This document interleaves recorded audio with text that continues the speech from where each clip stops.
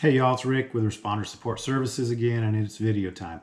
And today's video comes from conversations we're hearing inside our facility, and we're hearing more and more people talk about conflict at home as this COVID thing goes on and on. And when I looked at the research, it showed that relationships are worse off when both parties are under stress. Big surprise, right? And the research showed the more daily stress experienced outside the home, the more problems inside the home and the primary relationship increased. Another big surprise. The impact of stress on relationships is pretty complex though, and one way that prolonged stress is shown to impact a relationship is through mirror neurons, and I've talked about those in other videos. The first responder working out in the community amid COVID comes home anxious and frustrated, and the non-first responder spouse absorbs those emotions. As both are now flooded with negative emotions, neither are able to provide support through hugs or empathetic responses. And this was studied back in 2015.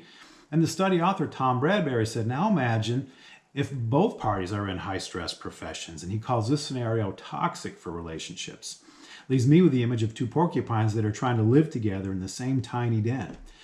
Another study examined repeated episodic stress on relationships and paramedics, and this study interviewed the spouses. And the stressed out medics were more likely to ruminate and run negative thoughts and movie clips over and over in their minds. And when the medics ruminated, the spouses withdrew and marital tension increased. And the author of this study sees it as a vicious cycle. When one partner ruminates, the other feels rejected.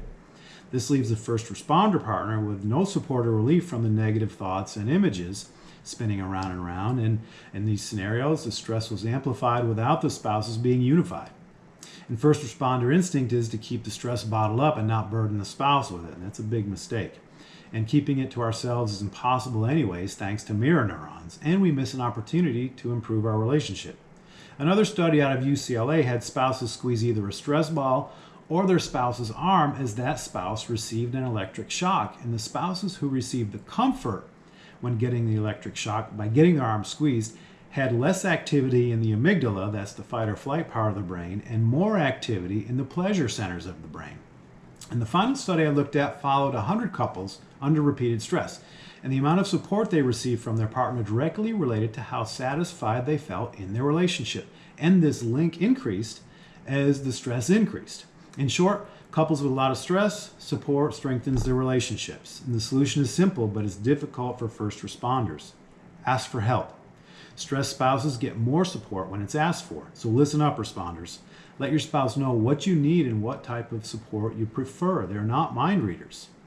For example, hey, will you cook tonight? I know it's my turn, but I could really use a break. Or, you got a few minutes? I really need to vent about my day. And as always, stay on top of your self-care. Remember all the stuff in the 24 other videos I did.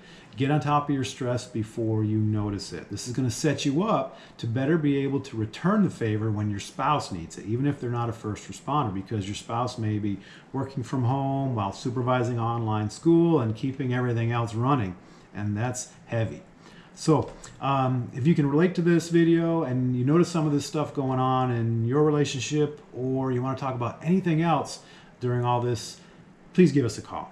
828-333-5708, or find us on the web at respondersupport.com. Thank you.